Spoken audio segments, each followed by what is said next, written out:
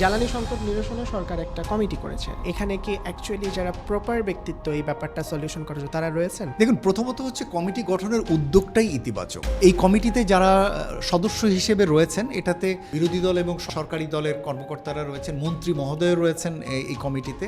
সুতরাং আমরা আশা করতে পারি যে এই কমিটি মোটামুটি কিছু পজিটিভ সিদ্ধান্ত নেবেন। রাজনৈতিক ব্যক্তিত্বরা যারা কিনা এমপি হিসেবে বিভিন্ন কমিটিতে থাকেন, সংসদের স্থায়ী কমিটিগুলোতে, তারা যে কোনো ধরনের জটিল বা গুরুত্বপূর্ণ বিষয়ে অন্যান্য দেশগুলোতে তারা বিশেষজ্ঞদের পরামর্শ নেন। সুতরাং তাদের সবসময় যে আসলে নিজেদেরই বিশেষজ্ঞ হতে হবে এটা প্রয়োজন নেই।